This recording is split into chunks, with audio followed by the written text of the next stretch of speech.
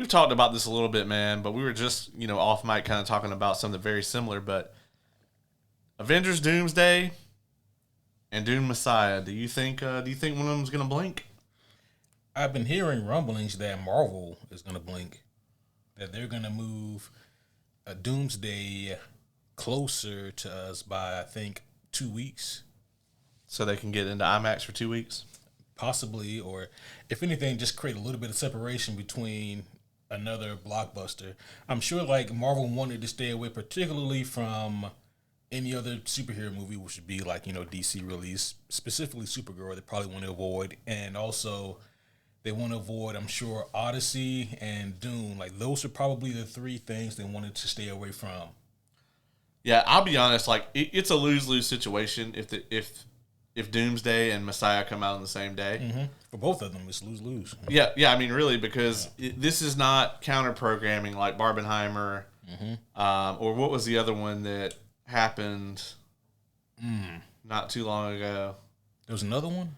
Yeah, Barbenheimer was big. Yeah, Barbenheimer was huge, but there was another one that happened last year, and I can't remember what it was, but it was hilarious. It was like two movies like that came out on separate days or same day. But with this one, I think you have a very, I don't think that Venn diagram is a circle, but it's pretty damn close. Mm-hmm.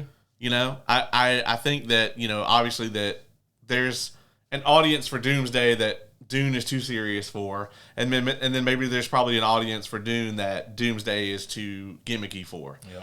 But I think that's the fringes, right? I think, your core demo wants to see both of those things. And it's an even bigger L for Marvel if they release on the same day as Dune Messiah, because Dune has a 3-week IMAX booking. Yeah. Which means that they're going to lose all those premium ticket sales. Mm-hmm. Now, some of the smaller, other theater chains like the GTX, the Dolby theaters, things like that, they can wrap those up. But I mean, a lot of those, they might show Doomsday in those, but you're eating into ticket sales all the way around. I mean, for the industry, right?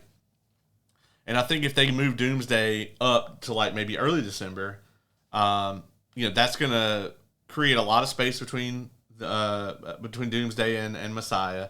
And really just work out for everybody, for the theaters, the studios, everything.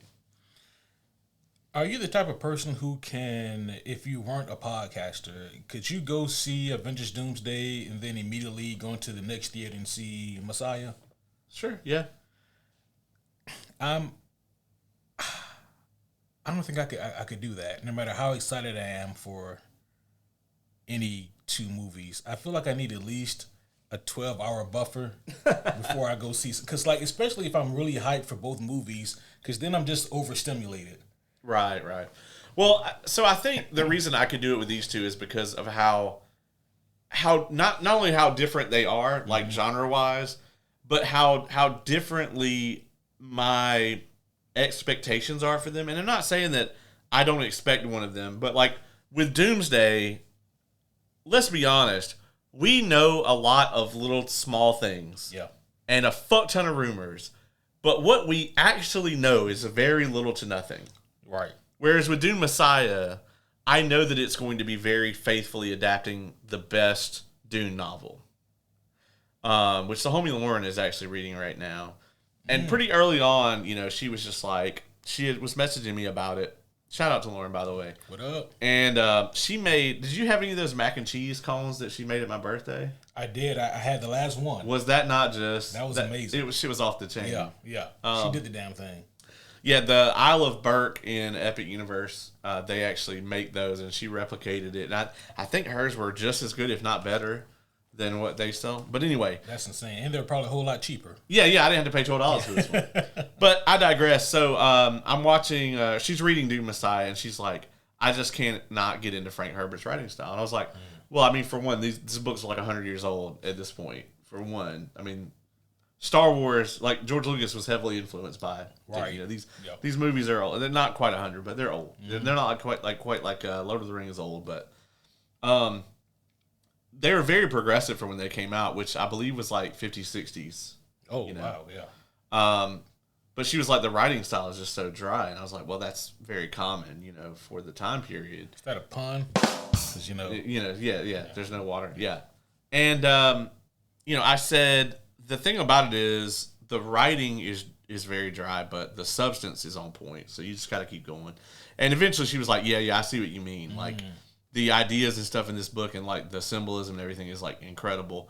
I really think that the movie is going to shock a lot of people that don't understand Dune. Like I think there's maybe I'm going to estimate 40 to 60% of the audience doesn't understand. Like I think a large chunk of the movie audience thinks that Paul is the hero. Okay, so you have read some of the books, right? At least the books that contain this trilogy. Yeah, I've so the movies will encompass the first 2 books. Okay. The 3 movies will. Okay. I have unfortunately read one more book past that they shouldn't do. So you know a lot more about this lore and this source material than the average moviegoer who wants to see a Denis Villeneuve film. Correct, yeah. And I'm both, Yeah. Oh, yeah, for sure. Now, the reason I bring that up is because the way that these movies are framed with Paul being for all intents and purposes, the lead protagonist, I mean, you can understand why he would be viewed as, the guy. Yeah, 100%. As a matter of fact, I'm even going to go back and rewatch 1 and 2 before 3 drops. Just so I can refamiliarize myself and get a better understanding. I guess the first time that I saw these Dune movies, I was in the theater. Yes. And then, just kind of taking it all in, the visual spectacle of it all, and just kind of the whole thing is just unfolding. So watching it again, I'll be able to more focus on like what's really going on here. But, did we review either one of these? Did we review the second one? Yeah, we did both of them. Okay, I thought we did. Yeah, that's right, we did. I'll tell you. And 84. yes, unfortunately. I'll tell you what, though. You really should just carve out like 5-6 hours and watch them together. I think I might. It's a great experience watching them together. Yeah. And here's the thing. I think Denis Villeneuve, I think he really... Like, so when the first book came out, right, everybody read it, and a large portion of the audience was like, yeah, Paul Atreides is the hero. Much the way the 84 movie is, where he's just like, yeah, I'm doing the thing. Yeah. I am, token Great White Hope. Right. Here I am, coming to imperialize the galaxy near you, a galaxy near you. And Frank Herbert was like, I didn't write this. He's like, I guess to him, he thought it was very obvious that Paul deciding, I don't see any other way, like Paul seeing like the universe on fire as a result of his actions, but he went, well, I really can't see another way, so fuck it, I'm gonna do it anyway, and like that would make him villainous, But a large portion of the audience didn't see that, and so he wrote Dune Messiah as like a, no, fuck you, I will make it very clear to you what I was trying to say here. An exclamation point. Correct, yeah. And I think it's the best book it's the best of the ones I've read, but I have talked to people that have read all, like, the ones that, like, that his son wrote, and I want to say it was... the internet's going to massacre me for not knowing the other guy that wrote, because it's a famous guy. I think it's Anderson. Anyway, they're going to be very upset with this. But, yeah, I know people that have read all of those, and pretty much all of them say that Messiah is the best one. So, okay, I mean, so that has me a little excited. I guess one more thing about Dune that I wanted to talk about was, you mentioned how Herbert's writing style was can be considered a little bit dry, but the substance of it is so good that it really keeps it pushing. Yeah, and parts of it are problematic. Don't get me wrong. I mean, for sure, he definitely was not in any way shy about the aspects of Arab culture that he adapted. I mean, he even calls those crusades across the stars a jihad. Oh, so wow. it's not. Yeah. It wasn't subtle. Right. It seems like the reason why Denis Villeneuve was maybe such a good choice as a director is because everything he does has style. Yes. I mean, I've seen. I don't know if I've seen all of his films, but I've seen a lot of his films, and all of them have tension and style. Yeah. Like if nothing else, they all have those two ingredients in abundance. Well, he got Greg Fraser, who is the best cinematographer in the game right now. Phenomenal. Other than the two that work under Nolan. Yep. You know.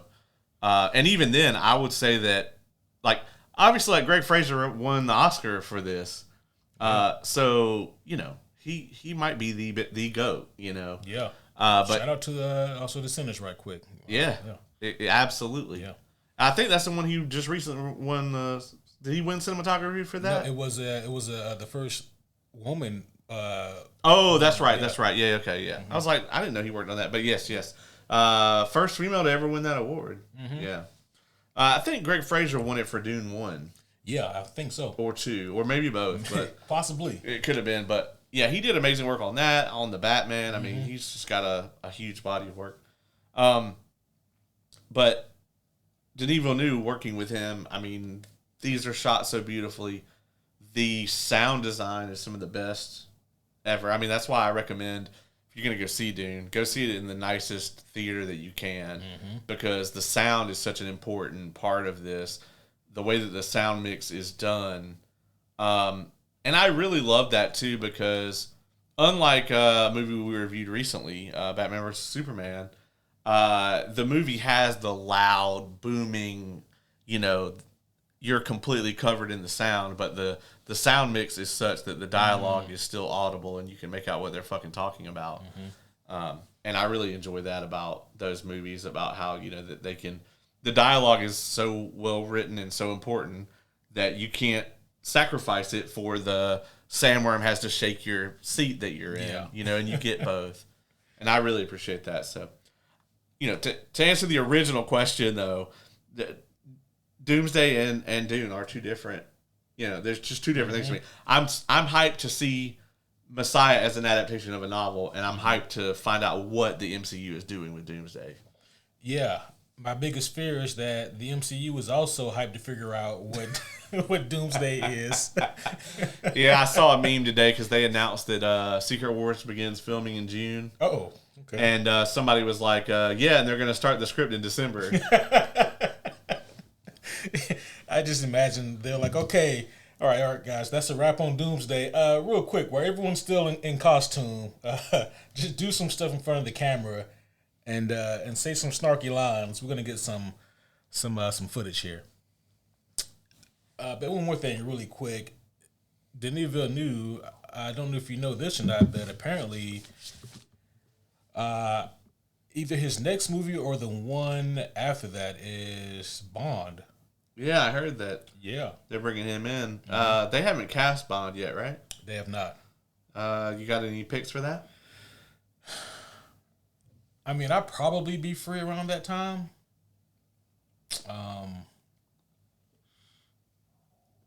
Yeah, that's about it. Got it. Yeah.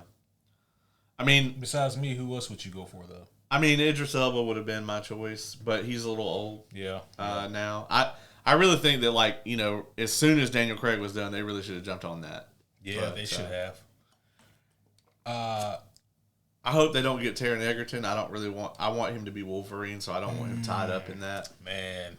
Yeah, because whoever gets the Bond role, you have to assume they're going to get this for several films. Yeah, I mean, you're at least doing 3. Yeah.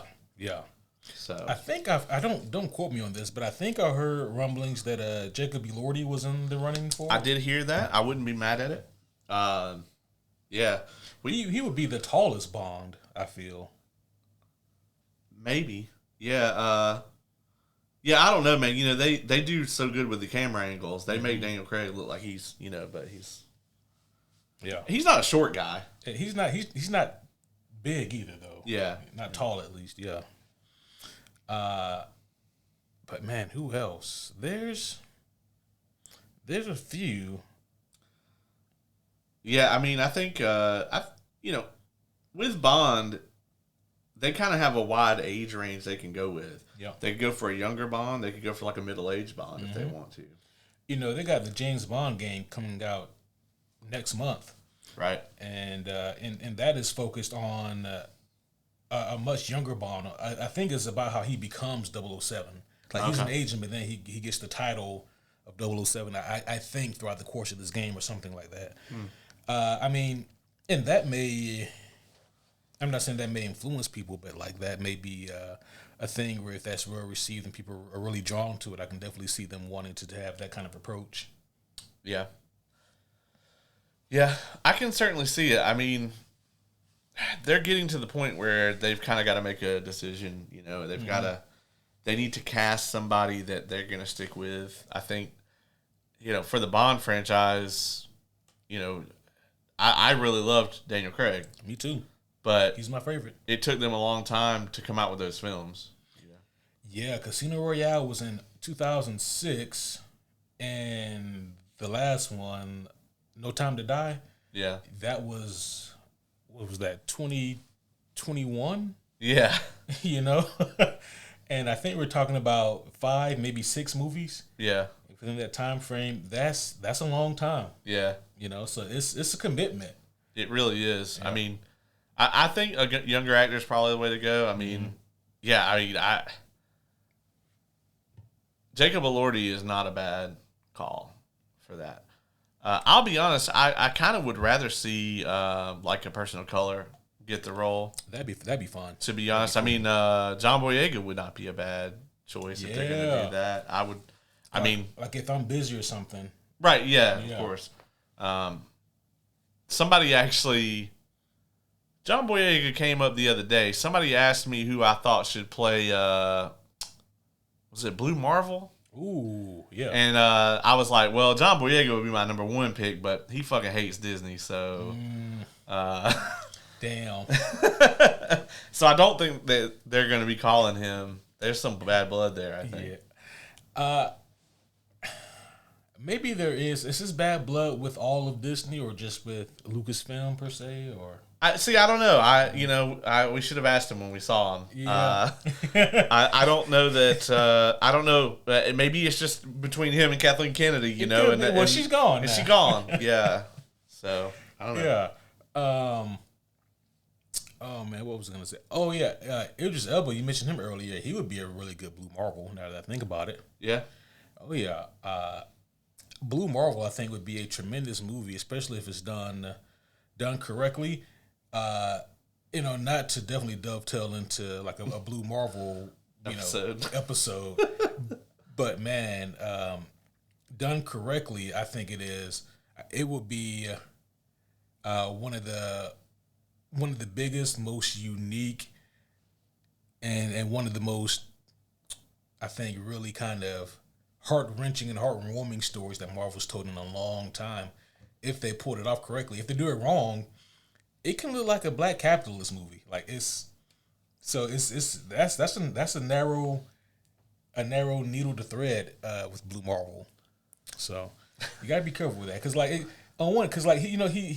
gets his powers in like the 60s, you know. Yeah.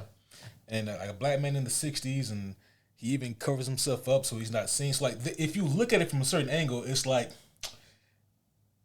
is he representing black people or is he just appeasing the white people? Right. So you really have to tell that story carefully. I don't see Marvel addressing that shit. Yeah, I know, me either. Yeah. Which is probably why they haven't made it. Yeah. They're saving that for Phase 8. They're like, look, guys, if we make it to Phase 9, yeah, they're gonna do House of M, and all the mutants will get killed, and they're gonna be like, well, fuck, we got left. And they're gonna be like, well, what about Blue Marvel? And then they're gonna gaslight us like Blue Marvel's been around the whole time, you know? Right. Be like, oh yeah, what about Blue Marvel? Everybody's gonna be like, what? They're gonna insert scenes into Endgame that definitely was never there. Yeah. He's flying behind Spider-Man when he has the glove, right. And yeah. Oh shit. Oh, that's funny. Yeah, when was it Ant-Man is he's like trying to lift the stuff off of was it Hawkeye or whatever, and then like the camera pans and Blue Marvel's like helping him. He's like, don't worry, guys. Shit. He's got like the Avengers logo on his. You know what's hilarious about that? There's a mutant called Forget Me Not. Yep. And his power, if you want to call it that, this isn't the power. This is a mutant ability. His mutant ability is whenever he walks away or like whenever he stops talking, people forget about him, and like no one sees him. And so like his only rapport that he has is with Professor X because Professor X's fucking great powers. He can just remember him. Yeah. You can just slot him in the database. Yeah. But I thought that was a hilarious concept. That's some what was it? The boys. I can never think of the name of the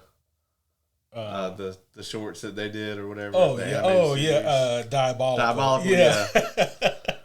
the Justin Roiland episode. Right. I'm telling you, they're making these like these Disney Marvel specials or whatever. Forget Me Not would be hilarious. It really would, yeah. All right, you ready to get into the damn thing? Yeah, man. We're gonna go to a very different corner of Marvel Disney and talk about this week's episode of Daredevil: Born Again. But of course, proper introductions are in order. So with that being said, homies, one and all, welcome back to another very special episode of the Superhero Homies podcast. My name is Quentin, and as always, I am here once again with the world's greatest co-host, the homie Caleb. That's right. I am, in fact, known as the world's greatest co-host, and I am here. I'm ready to go. It has been an interesting time. I got a lot of cool things coming up. As a matter of fact, we're going to be getting ready to go to JordanCon about this time next week. Man, how hyped are you for that? I'm tremendously hyped. I'm probably more hyped for the people that I'm going with to get to kind of experience some of these things that that I have got to experience myself. And also, myself and the homie K are very excited to go to see Brandon Sanderson things without having to fly to Utah to do it. So we're very happy about that. Oh, for sure. Yeah. And what's the name of that convention again? The one that you went to in Utah? That's Dragonsteel Nexus. Dragonsteel Nexus. That is Brandon's convention. Yes. So he is the entire show there. This is actually a much smaller con. Even then, his signings didn't even last 1 minute. They were, sold out instantly. Like you refresh the page, they were there. You refresh the page again, they're sold out. I mean, it was just instant. But everybody that I'm going with got some form or another of ability to get some stuff signed by him or meet him. The homies Dylan and Kay both actually got like the in-person like meet and greet where you get to spend some time with him. Yeah. So, and that's phenomenal. Yeah. So I'm very excited for that. The homie Dylan is going to be cosplaying a Steel Inquisitor. Yeah. It's really in-depth cosplay. Oz has got a Bridge 4 outfit going. We have our Mistborn stuff that we did at DragonCon. We're going to be bringing that back. So if anybody happens to be watching this, you're going to be in the Atlanta area for DragonCon. Or, well, that too. But if you're going to be in the Atlanta area for JordanCon, hit us up. And also DragonCon, because we will also be there. Yeah, we'll be there too. Yeah. Yeah, you just got to wait a little while for that one. Yeah, and there may be more alcohol involved in that one. Yeah, most likely. Yeah, very likely.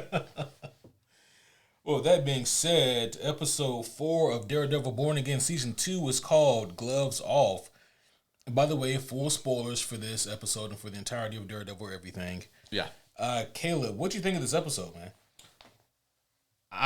We talked a lot last week about how, all of the advanced reviews said episode 3 is where it really picks up. Mm-hmm. And, we got that really big, awesome action sequence at the end of episode 3 that we didn't think we were going to get. And, watching that, I'm like, well, I guess next week we're going to find out if they meant that episode 3 is like the first time they got hyped or if like the whole season ramps from there, which is what I was really hoping. And judging by this episode, man, I think that it was the latter. I think, there's definitely an escalation here from last week. We're starting to see where it's no longer, Matt and Karen running around in the shadows. Like, they have a lot of allies. Yep. And it's really become a very intense game of chess at this point. It's two grandmasters playing. You have Matt on one side, you have Fisk on the other. And then, unlike in chess, you also just have freaking Poindexter running around just knocking pieces over, So you're like trying to play with like an angry kitten, in the room. And yeah, man, it definitely feels like episode 3 was a big step up from 1 and 2, and 4 feels like another step up from 3. So if they can keep that momentum through the rest of the season, that will be something. Mm-hmm.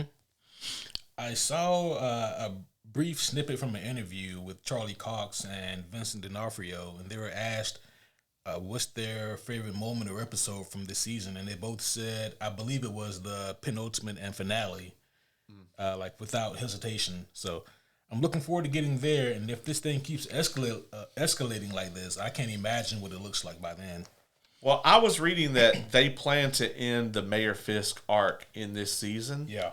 And it feels like next season is going to be more of a fallout from that. Mm-hmm. But, I mean, I'm not going to consider this a crazy spoiler at this point because the cat's out of the bag, but we are confirmed to get the Defenders all together next season. Yeah. It's basically, that's just out there now. So, yeah, we know we're getting a Defenders reunion for season 3. So, it seems like if they're going to end the Mayor Fisk arc this season, we are going to see this escalate. And by the way this episode ends, we are going to see some escalation. But, with Mayor Fisk no longer being a thing, obviously Fisk will be in it in some capacity.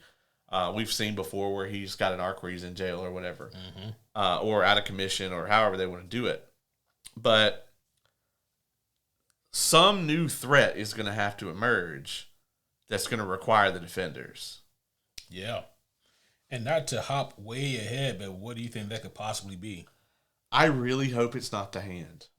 Because that's just going to feel like we're just going in circles. Season 1, yeah. Yeah, it's going to feel like we're just going back. Like, it's going to feel as if the only material that they have is Fisk and the Hand. And they just are going to rotate. Just rotate, you know. Mm-hmm. And I mean, that's kind of how the first 3 seasons were, It's like season 1, Fisk was working with the Hand, but Fisk was the major threat.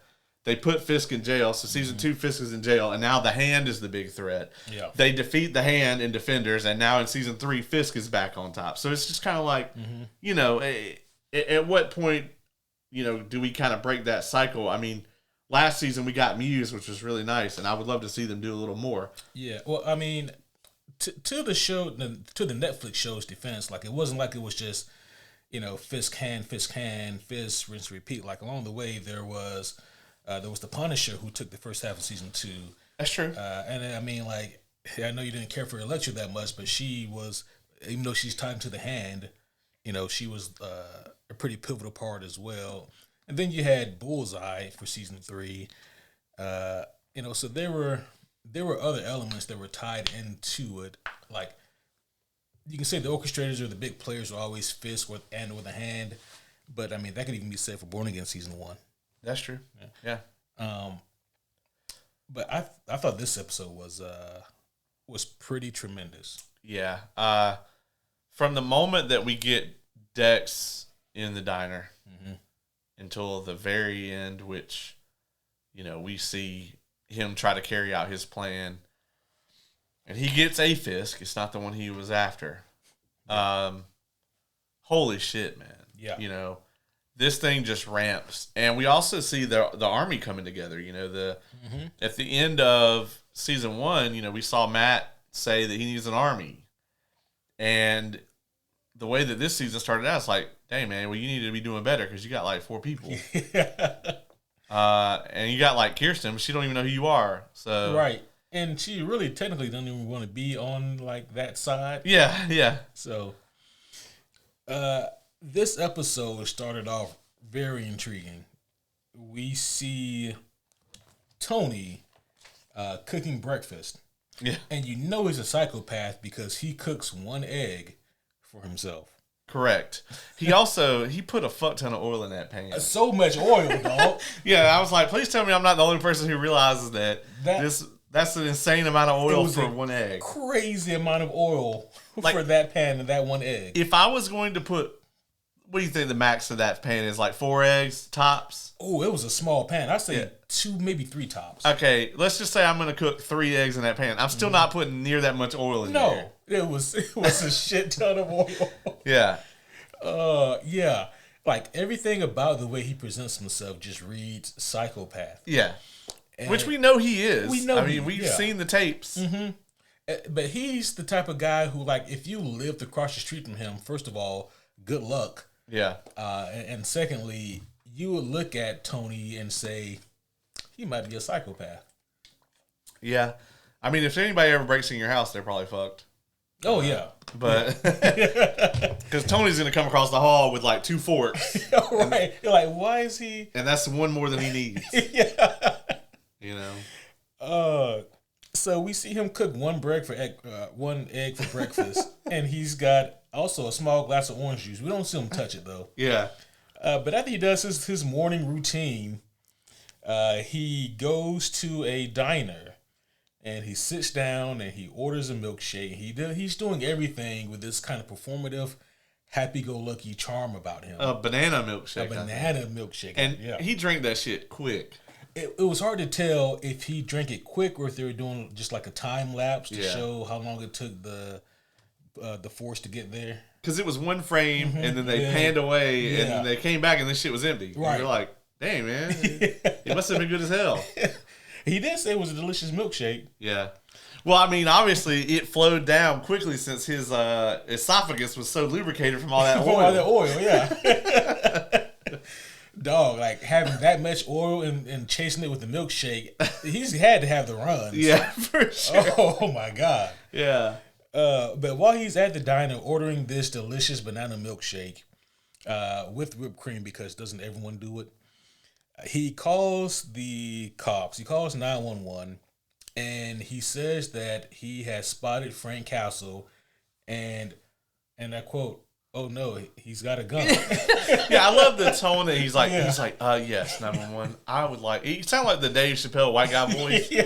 You know, he's like, yes, 911. I would like to report that Frank Castle is here in the diner at this address, whatever street. You know, because panicked victims in a hostage situation always can rile off the entire address calmly. And then it looks like he has a gun. All right, we'll see you soon. Yeah. Like, what the fuck? Right. You know, the 911 person got off the call and was like, something wasn't right about that. Yeah, something was not correct about this entire situation. So. But when he does this, we immediately knew. Oh, absolutely. Yeah. Yeah. Yeah. We knew what the play was, and we knew how this was going to turn out for the AVTF. Yeah, like, how many task force guys do you have? Well, you have that minus however many you sent to this diner. So, it looks like maybe 6 to 8 or 6 to 10 task members show up, and I mean they come in guns blazing. Oh, not guns blazing, but guns pointed, and they're telling everyone in the diner who's eating, enjoying their breakfast, to stay in their place, put their hands up, blah blah blah blah blah. And they come across good old Dex here, and he's still just finishing off the remnants of his milkshake. And one of the task force members gets a good look at him and goes, "Holy shit, that's Bullseye." And that's the last thing he ever got to say. Yeah, man, a couple of these guys got fucking tortured.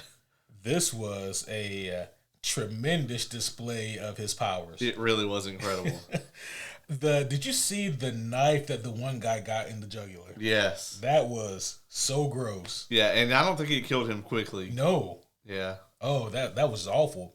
My favorite thing about, there's a few favorite moments in this scene, but one of my favorite moments about this scene where he is just dismantling this anti-vigilante task force. The chill agents. The chill agents. Is when you realize he's killing all of them with like knives and forks and toothpicks. Yeah. He's got a gun on him. Doesn't need it. Doesn't go for it. Why would he do that? Yeah, when he picked up the toothpick, I was just like, oh, no. And then that one guy, I was like, not the eye. Got him right in the eye. Right in the fucking eye. And then I have written down here, and I quote, he killed the man with a lobster. He did. I didn't know that was possible in that nature. Yeah, I didn't know that was a thing that he could do. Yeah. I mean, maybe he didn't, but he did it with confidence, and it worked. I was worried for a second he was going to kill that dog. See, the odds are never zero with Bullseye. Yeah. You know? And then he's like, don't worry, I'm one of the good guys. And why did that frighten me? Yeah, it was horrible. It was the most terrifying way anybody could ever say that to anyone. Yeah. He believes that shit. Oh, 1,000%. Yeah. And we see it later, not to jump ahead, but later on we see in the conversation with Matt, and he's like, no, I'm on your team. And you just see Matt is just flabbergasted. He's trying. I feel like it takes Matt a second to just remember how fucking psychotic this guy is. Yeah. And he's like, explain that shit to me. And he's like, well, I'm going to kill Fisk. And Matt's like, no. And Matt's just like, God damn it. Shit.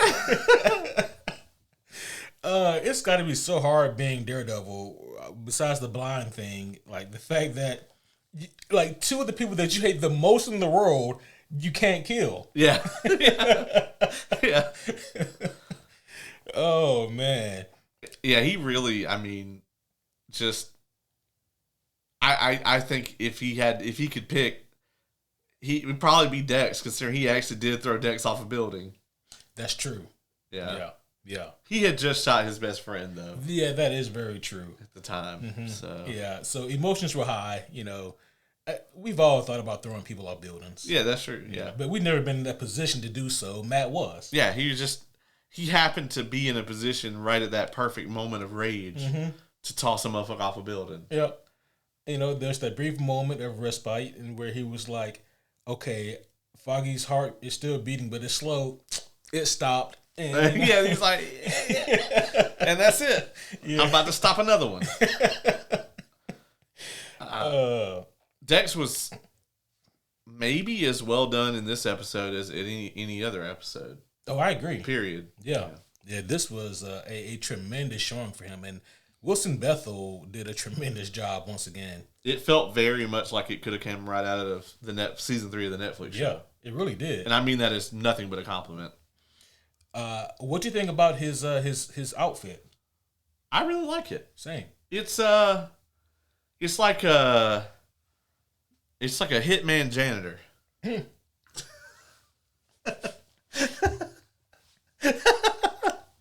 That was the wrong moment to take a sip. It really was. A hitman janitor. Hitmanator. Hitman. It looks like his comic book outfit just toned down. Yeah. And I dig that. And I also dig the fact that, and this is just my headcanon, but the only reason he's wearing that is to look more like a vigilante. Yeah. Yeah. I actually would love to see him in like the full comic book outfit. Yeah. Uh-huh. Just as part of his I'm one of the good guys shit. Yeah. Like, look, I got an outfit. Bro, what if he's in like Doomsday, like I'm one of the good guys. Oh my God. I don't know, man. I don't know if he's going to be alive. Well, yeah, I think for our episode 1 review, I made the mention that I don't think he's going to make it out of this season. Yeah, I don't think so either, man. After this, I really don't think he's going to make it out. Because we know that Matt has to make it and Fisk has to make it. Mm-hmm. I think that the deputy mayor is not going to live. Yeah. I don't think Buck is going to live. I fucking hope not. And he was badass in this episode, though. He was. We actually never really seen like what he could do until now, and it's like, oh shit, man, we really want to fuck with this guy, right? And then I think that Dex is also. I mean, if Vanessa is getting killed, then I mean, it's all. Yeah. Anybody that's not Matt Murdock or Wilson Fisk can get killed. 1,000%. Right. As a matter of fact, that little moment that they gave Matt and Karen, that had me worried. That shit had me worried. I was like, don't hug that motherfucker too tight. Right. And then, was this the first time we heard them exchange I love yous? Possibly, yeah. That's never a good sign. It's man. not. It's like Peter Parker, Yeah, that's like if Peter Parker, if you ever see him say, I'm having a really good day. Like, oh no. No. Yeah. Yeah, no. Oh man. No, not at all. So we see the Resistance getting video testimonies from people who are locked in those cages. And obviously, this is really good stuff. This is what they need to kind of put the word out on Fisk and to spread awareness. During the same scene, we see Jack Duquesne. He says his goodbyes to Matt, goes home, but he leaves like an open bank account, it sounds like. So that's nice. And then at the same time, Angela gets a mission.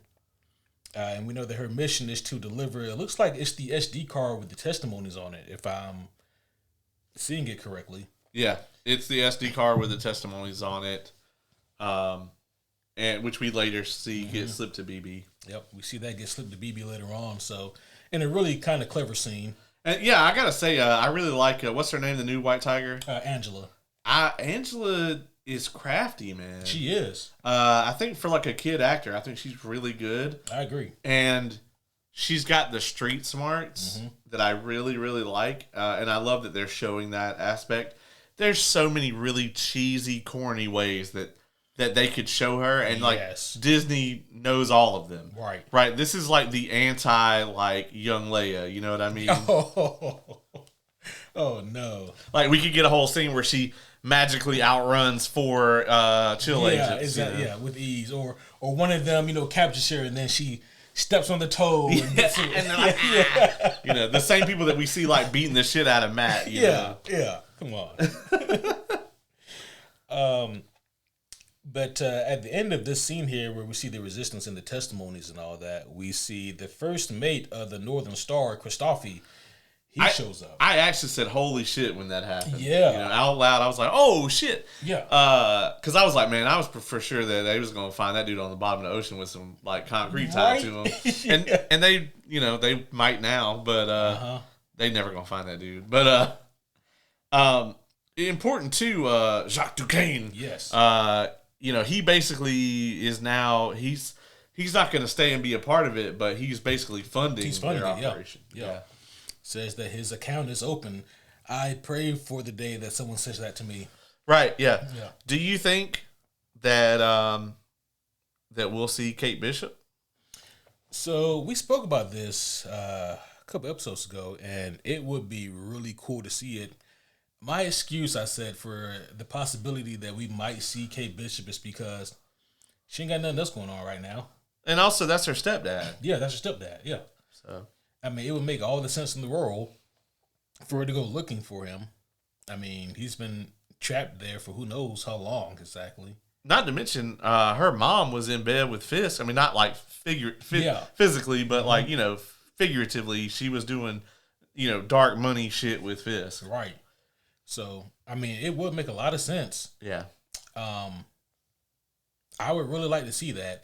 Listen, that Young Avengers movie or TV show, I don't even know if Disney remembers that they said they're going to do that. Yeah, I mean, Miss Marvel showed up and recruited her to the Young Avengers. And right now it's just like a 2-person hangout. Yeah. Well, I think they, is Marvel Zombies? It's not canon, right? It's like that's a Elseworlds thing. Yeah, I think it's not really canon. But if it was, then, you could say, Riri's a part of it as well. Right, yeah, that's where I was going with it. I actually really love the team of the 3 of them in that. Yeah, that was cool for that. And I actually thought that I had no interest in that show at all, but like the 3 of them as a team I actually really enjoyed. Yeah, for all of 17 minutes and then, Yeah. So the current plan now for the team is Matt is going to go look for Bullseye while Karen is going to attempt to link up Christophe with Kirsten. The idea is that if they can get someone reputable and credible, such as a lawyer like Kirsten, to get the confession and testimony from Christophe about the Northern Star, I mean, that's money. Right. And so that is Karen's plan of attack, while again, Matt's plan is to get a hold of Bullseye before he falls for this goddamn trap that Fisk has planted. And I think Karen is the only one who succeeds out of it. Yeah. Out of the 2.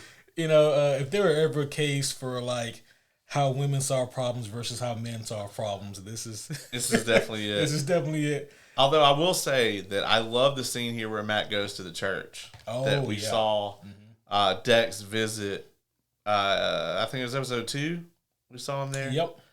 I actually really love this scene where he's like, I've taken vows. I can't turn him over to the cops. And he's like, well, what are you going to do? Also, the whole thing with Matt dressed as the Till agent is amazing. Yeah, I thought that was great. Because, of course, they had the smuggled ATVF uniform. And Matt just, dresses up as one of those, goes into the diner and does the Batman investigation. Yeah. Finds the coin and feels the engraving on it. He knows what church is from because that was his church. Yeah. No coincidence there. Yep. Do we think that the father, when Matt was there, has passed away? I can't remember his name. He's probably deceased. I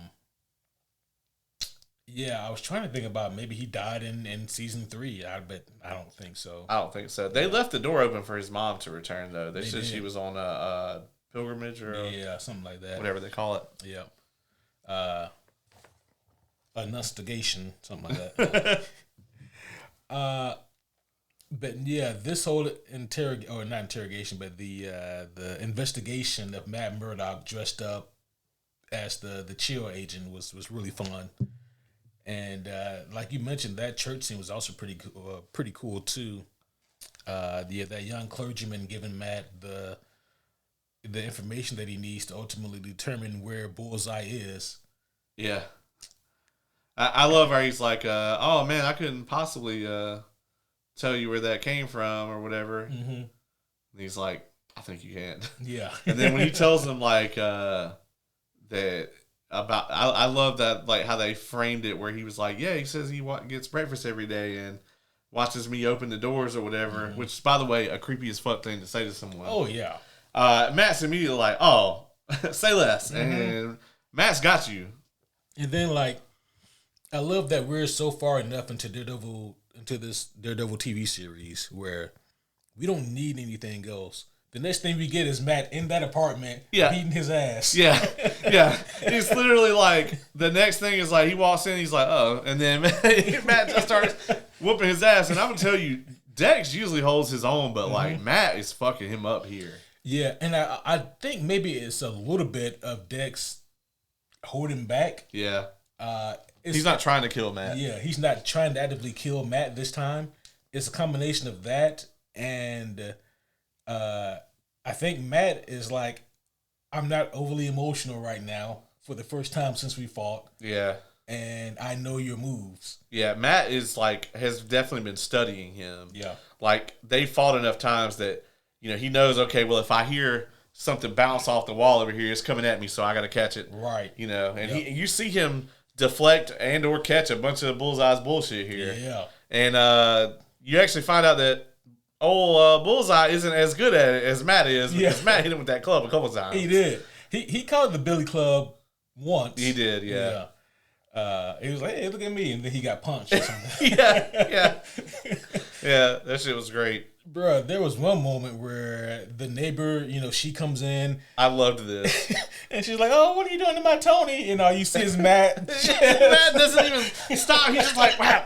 And then there's a vicious knee right up the center that he gives him. Like, Jesus Christ.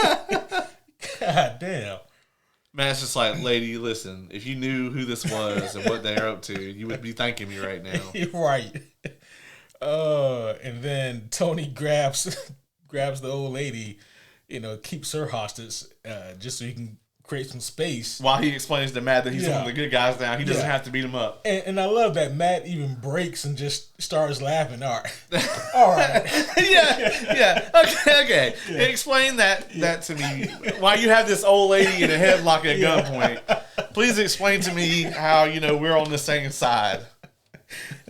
And Bullseye was like, oh, it's simple, man. I got you. I'm going to do the one thing that you won't do. I'm going to kill Fisk. And I love this line. Matt says, I can't let you make a martyr out of him. Yes. I love that line. And that's the whole thing, right? It's like, if he gets assassinated, yep. And this is the same with, in any other public figure that they may, draw a line to here. If they get assassinated, it's not going to be, history is not going to remember them accurately. Mm-hmm. If Fisk gets killed, especially by a vigilante, it's going to prove his point. Yeah, it's going to make his point, and whoever's after him, they're going to crack down on them even further. Mm-hmm. And Fisk is never going to get exposed for his crimes. So this really the worst case scenario would be for Bullseye to kill him here. Mm-hmm. Absolutely, and then, like you said, they're going to crack down, and you think that the anti-vigilante task force is bad. Whoever they send after that would be even worse. Yeah, and when they catch Bullseye, it'll be hell, but when they catch him, they're going to be like, you see what kind of dangerous lunatics these vigilantes are? And he's like the poster child. Yeah. Exactly. Fox News be playing that shit on a loop. For sure.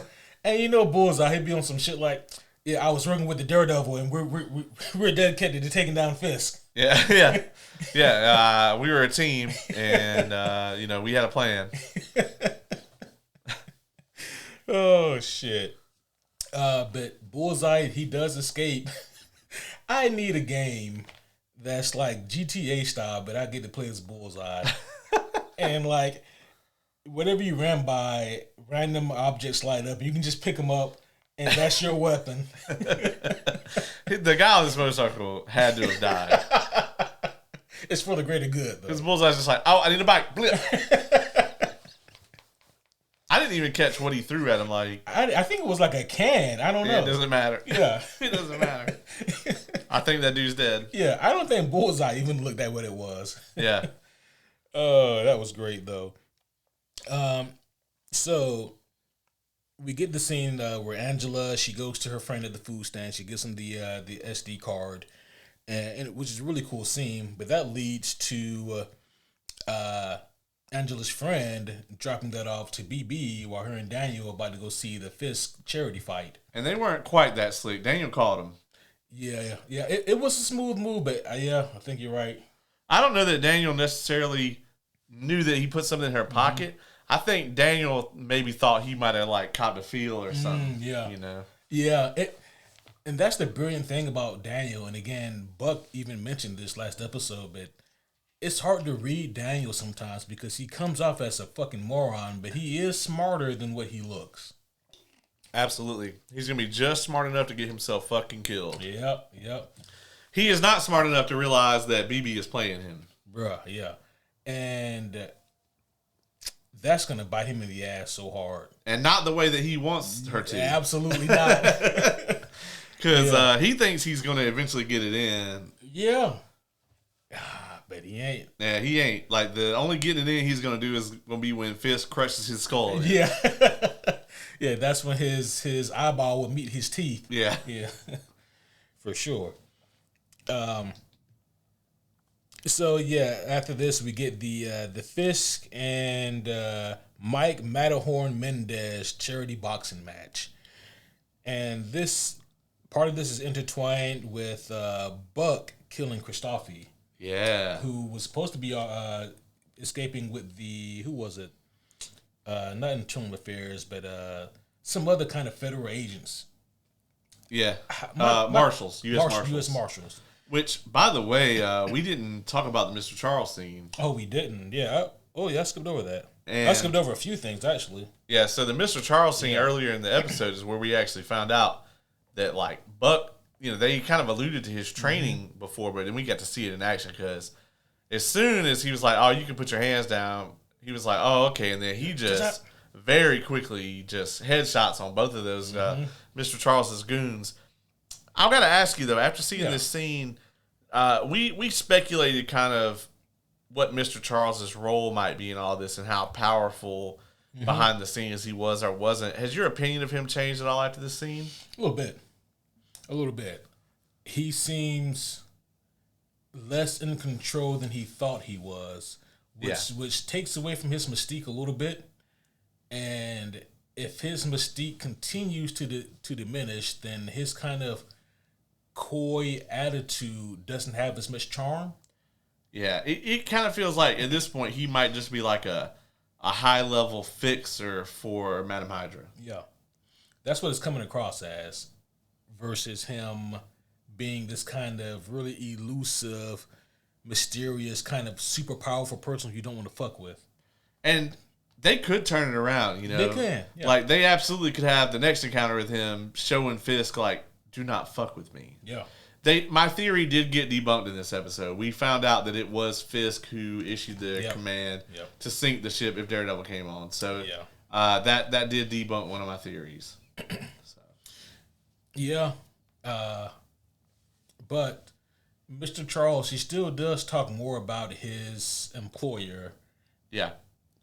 Enough so that we are reminded that, okay, he has a really big and powerful employer, but not enough details that we get any more real solid information about who it could be. Yeah. We know that it's global, though. Mm-hmm. So. Yeah. It does lead into one of your other theories about what if he works for the Hand. Yeah. Yeah. Very true. But no, this was a good scene, though. Especially for Buck. And I even had written down here that Kingpin leaves with the upper hand. And Mr. Charles is like, oh, shit. He is somebody because Fisk is not going to tolerate this from anyone else. Yeah, the way that he was talking to Fisk, all we got from Fisk is, I'm not your fucking employee. You know, we didn't get anybody else would have been beaten to a pulp. Oh, yeah. You know? Mm-hmm. Yeah, so whoever Mr. Charles is, he works for a very powerful person. Yeah. Powerful enough that he could talk to Fisk like that and live. Mm-hmm. Yeah. His goons didn't, but neither one of them was going to harm him. Right. Another scene. When Buck put that gun on him, he was cool as a cucumber. Oh, yeah. He didn't give a fuck. Yeah, he was just still more shocked that, oh, shit, my goons are dead. He's like, man, my goons are dead. And he looks back at Buck and he's got the red laser on him or whatever. He's just like, oh, yeah. You're not going to do shit with that. Right. You know? Great scene. I mean, it was still a really, really cool scene, though. I really just need to see more of Mr. Charles. I need the shoot a drop on him, or at least something else. Something, yeah. The Vanessa scene where she goes and meets with Governor McCaffrey. This is also an interesting scene. Yeah, this was this was politically dirty, right? This was like the backroom politics. Yep. But I enjoyed it. You know, it was really her kind of coming up, you know, and kind of seeing what Vanessa's role here really is. She's not just there to look pretty at dinner. The governor even kind of alludes to that you know, she had her own empire without Fisk. Yep. She was running things while he was gone. I think the governor might be a little crooked, to be honest. Oh yeah. I mean, but they're a governor, so right. Yeah. Surprise, surprise. Yeah, shocker. But you know, she's definitely like trying to say like, well, I could never support this, but with you there, I could. Well, as we see at the end of this episode, that's changed. Yeah. I also really like that they call this the Safer Streets Initiative or whatever. Yeah. I love that because whenever there's a dirty as fuck thing that's being put in place, they always give it like the most uplifting name, you know. Yeah. And like this just falls right in line with the rest of it. Every time, yeah. Yeah. Such a patriotic act. The Safer Streets Initiative, yeah. Yep. Yeah. They're gonna make New York great again. Oh,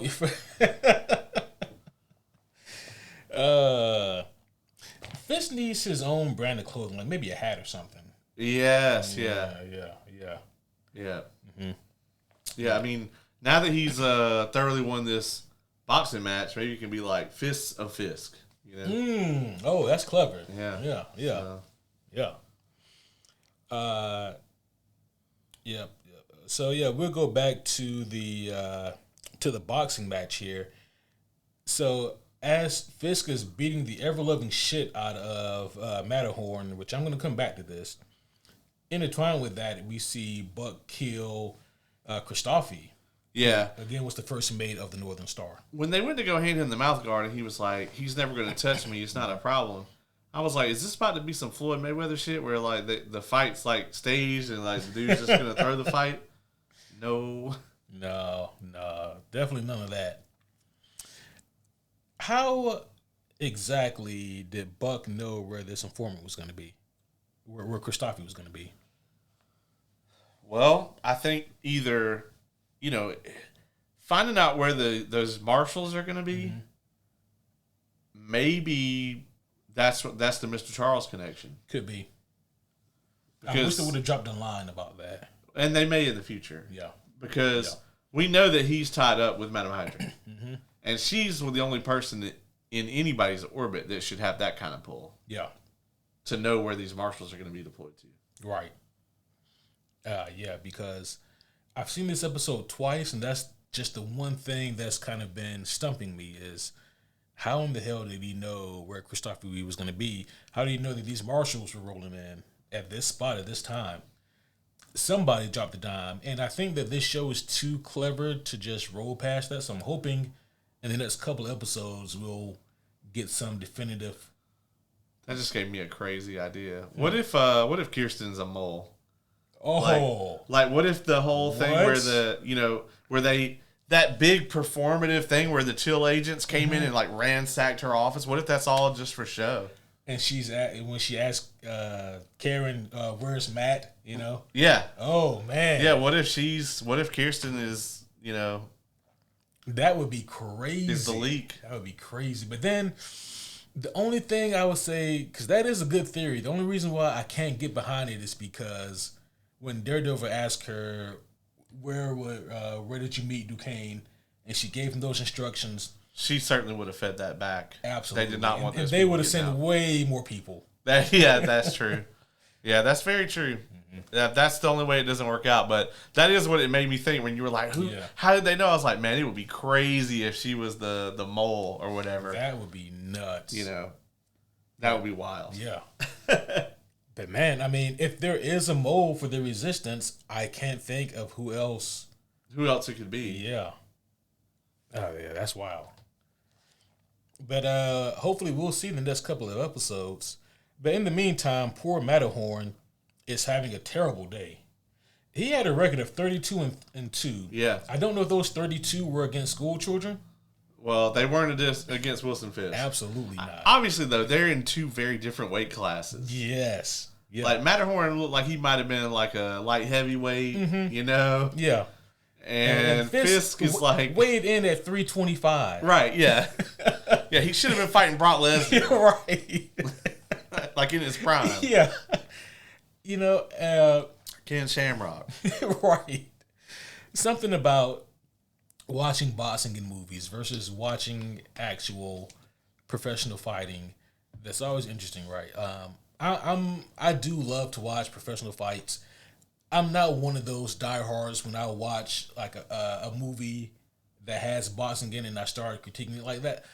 I love actually boxing movies and fighting movies. Yeah. And I'm very aware that it is hyper accentuated, to make the fights more stylized and whatnot. And for a lot of fight advocate, it bugs them.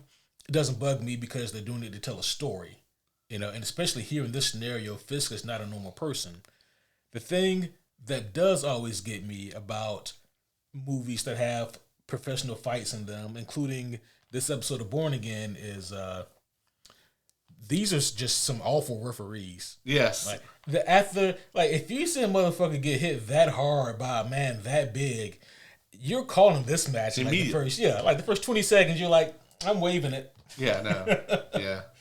I can only assume this referee was on Fisk's payroll. Had to have been. And what did this guy do? Yeah, he dared accept the challenge. I guess. And he only got maybe one good hit in on Fisk. The only one. And this dude is lucky that Bullseye showed up, because if he hadn't have, man, Fisk probably would have just still been hitting him. He might be dead. Well, they carried him up on the stretcher. Yeah. And the only time he got hit was when Vanessa walked into the building. Yeah. And Fisk saw her, and Lady in Red started playing in his head. I made that part up. But no, then he got hit one good time by Madison, and Fisk had this look on his face that said, "How dare you hit me in a boxing match?" Yeah, he really did. I'm the mayor. Yeah, you can't hit me. And then that's when he just damn near murders this guy. Yeah, with it's like a right hook to the body and then a left cross. The way that they shot that right hook to the body, man, it looked like he hit this side of his ribs, and fractured and destroyed the other side of the ribs. It looked nuts.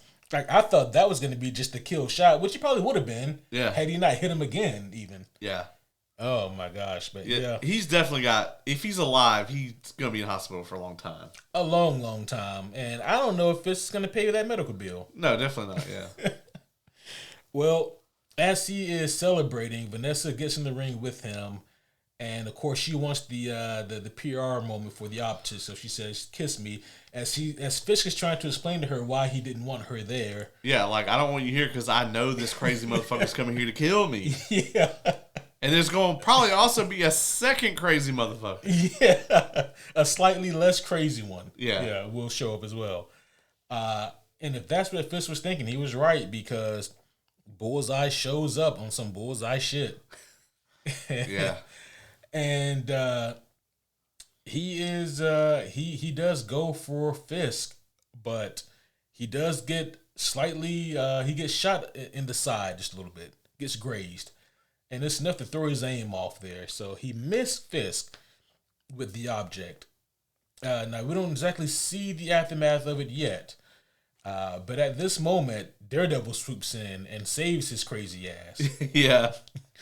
And they both are able to make an escape and get away from the anti-vigilante task force. And as they are scuttling away, Fisk looks back to Vanessa, who has this look of shock on her face. The camera pans over and we see that there is a shard of glass inserted in the side of her head. Yep, right in the temple. Yeah. There's a lot of blood coming down as well. So let me ask you, do you think... obviously, I think for the show, it would be not the good kind of twist for her to live at this point. Mm-hmm. I think she's got to be gone.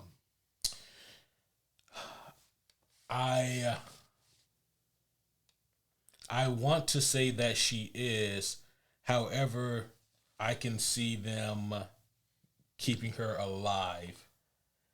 And the reason for that is because whether she lives from this or whether she dies from this, we are still going to get a different kind of Fisk. Yeah. I mean, and he's going to amp up the rhetoric way higher against the vigilantes now. Mm-hmm. One of them killed my wife or tried to kill her or whatever. Absolutely. And it makes it even harder to deny that Bullseye and Daredevil are working together. I mean, it looks like they're in cahoots. Absolutely. Because he saved him. Yeah. Mm-hmm. Absolutely. And kept Fisk from killing him, too. Yep. Yeah. I got to tell you, this made me think about something. I have a friend of mine, and they're not, like, super interested in Daredevil, but they really like Jessica Jones. Okay. And so their partner is constantly, like, telling them, oh, you got to watch Born Again with me. Jessica Jones is going to be in it. And then he says this to her, like, every week, and then Jessica Jones doesn't show up. And it just, the longer it goes, the funnier it gets. That's great. What do you think is going to happen next episode? Because obviously we are going to see some escalation here. Boy, this is so difficult to say because, as you said earlier, a lot of it does depend on whether or not Vanessa lives or dies. Vanessa, bye, Vanessa.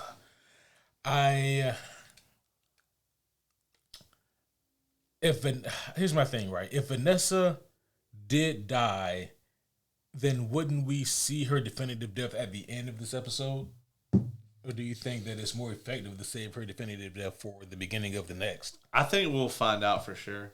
I mean, honestly, it's going to depend on how big that piece of glass was. Yeah. Yeah. But I think, again, narratively speaking, I think it makes for a way more compelling story if she dies, because then we don't just get like a barbarian rage Fisk, we get like a permanently raged, like super seedy, super comic book Fisk then. Yeah. Like the Fisk who has nothing to lose anymore. Right. And that's the scariest Fisk. Yeah, I think that a Fisk in that situation will get reckless. Mm-hmm. He will fuck with Mr. Charles. He doesn't care anymore. Yeah. He will push for Matt and Vigilantes to be executed, or they'll just start to disappear permanently to the bottom of the river, He'll burn bridges. He will. I mean, we have seen what his temper will do to him, and there's no way if she dies that he can uphold this facade that he's constantly put on since he became the mayor. Yeah, absolutely not. But as far as next episode goes, I will say if not episode 5, then I think episode 6 we see Jessica Jones. Yeah, it's going to be one of the next 2 episodes. What do you think her role here is going to be? They're going to hire her to find somebody? How low of a profile has she kept over the years? I guess is the question. I don't know. Yeah. It can't have been that low. She got to make money. Yeah. It's also interesting, and maybe this is a mild spoiler, but it was in the commercial they released a couple days ago. The commercial for Born Again. But she dropped something that was kind of a bombshell. She said something along the lines of, "I have a kid." Oh. Which makes me think that, over the years, her and Luke, they finally got it together, which definitely makes things interesting. So that would be cool as hell too. Yeah.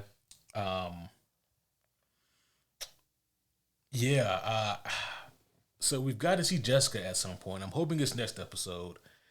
I think next episode is really going to be the heroes trying to pick up the pieces, because as soon as they were gaining momentum, shit hit the fan. They lost Christophe. Yep. They have this terrible PR now with Daredevil. So right now the only upside they have is BB has that SD card. Yeah, and I mean, she's going to have to bide her time, I think, to release that. Yeah. She can't really do it in the middle of all of this shit happening. Oh, yeah, and even with this, the sympathy that Fisk is going to get. If Vanessa's dead, yeah, absolutely. Mm-hmm. Yeah. And I think narratively she should be. Yeah. I feel like it is a cop-out to end the episode exactly the way they did in her live. Mm-hmm. I could see if maybe she's in the ICU or something at a bare minimum. Yeah. But, I'll tell you what, I would even give them a little bit of a break if she's in like the ICU for an episode or 2 and then she dies. If they need to buy time before we get full blinding rage Fisk. Yeah. If he's like trying to keep it together for her and then she dies eventually, that would be even crazier, you know. You see the cracks start to form and then, she finally passes. Or, fucking even worse, what if Bullseye shows up and finishes the job? Oh my gosh. To draw Fisk out. Yeah. Holy shit. If I were Matt, I'd be like, I'm not saving you this time, dog. Yeah, dog. Like, I ain't having nothing to do with this. Yeah. Yeah, this is between y'all at this point. Mm-hmm. I'm not really worried about him killing you. It doesn't. Yeah. That ain't got shit to do with me. Yeah. And at this point, I don't care who kills who, actually. Yeah. But it's going to be you at this point. Yeah. And yeah. the dude already cracked your back in half. Exactly. He already broke your back. Like, it's just not going to be sweet for you. Yeah, they didn't shot him in the head. You're going to have to drop him in some lava or something. Yeah. Oh, man. It's going to be nuts, though, man. I'm really looking forward to seeing what happens next. I think it's going to be some really cool moments. I can't wait to see exactly how things ramp up. And I'm really curious to see how this thing ends. Like you said earlier, we know that Fisk won't be mayor by the end of this thing. Yep.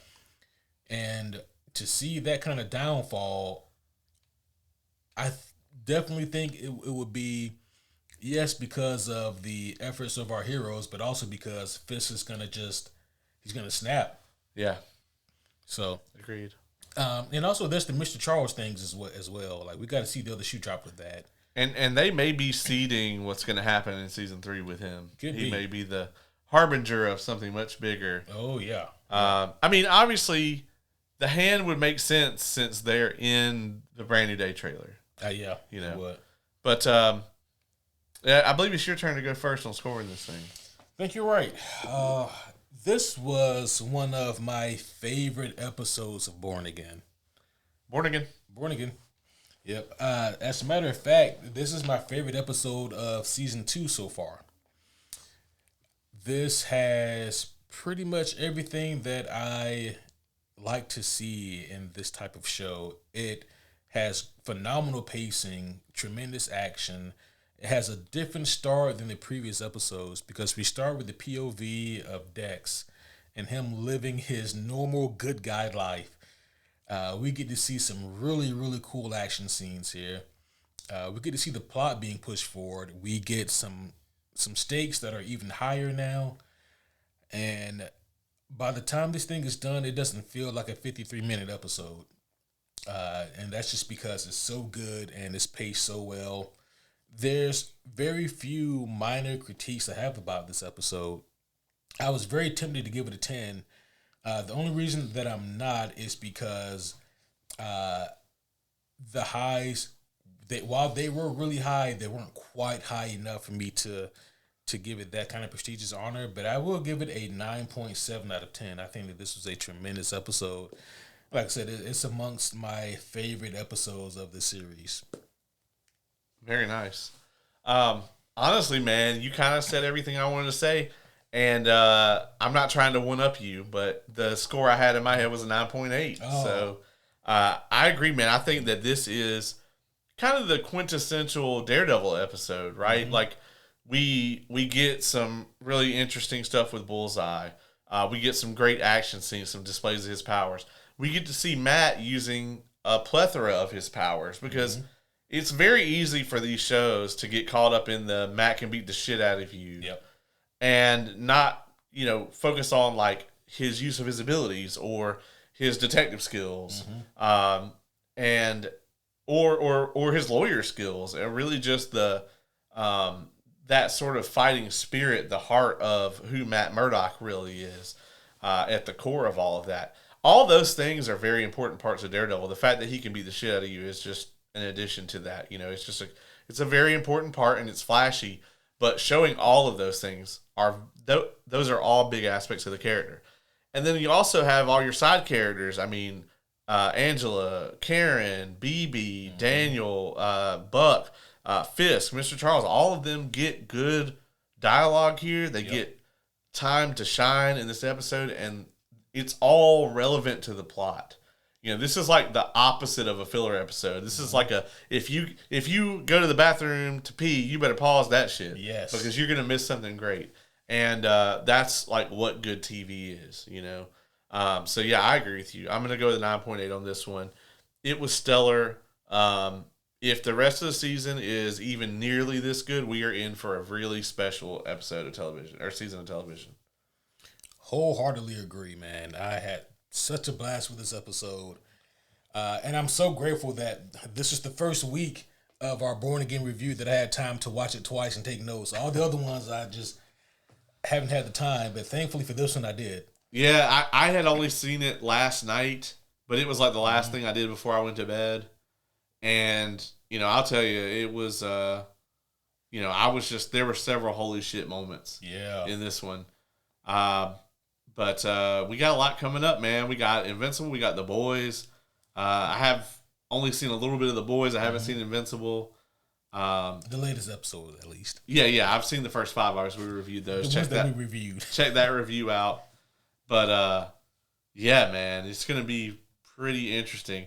I'll talk about this with you off mic, but I got a comic spoiler for Invincible. Just randomly on Reddit, somebody didn't have the shit tagged. Man. And we'll have to talk about it. So stay off the internets, man.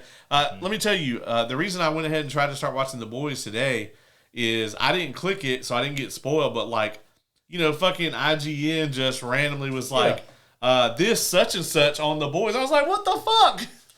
And it didn't give it away, but it let me know that this thing, something like this happened. And I was just like, come on, man. This shit's only been on the internet for like 2 hours. Right. I hate that. I can't stand that. Yeah, agreed. Well, with all that being said, homies, hopefully you guys have enjoyed this episode of Superhero Homies, where we reviewed the latest episode of Daredevil. Born Again. Yeah. Again, great one. Gloves Off is a tremendous episode, which is very ironic because the gloves stayed on. If they were off, then that poor guy would have been dead. For sure. Yeah. Good old Matterhorn. May he recover well. Matterhorn's been taken to the hospital. There's only one room left, but then he gets pushed out, and they put Vanessa in there. Yeah. Absolutely. But we have so much coming down the pipeline for you guys. Like Caleb said, everything he mentioned and then some. The months of April, May, and honestly even June are going to be pretty packed with a lot of cool content. It's going to keep us busy, but man, I can't wait for it. Absolutely. But that would be all for now. We will see you guys again next time. But until then, my name is Superhero Homie Q. I'm Superhero Homie Caleb.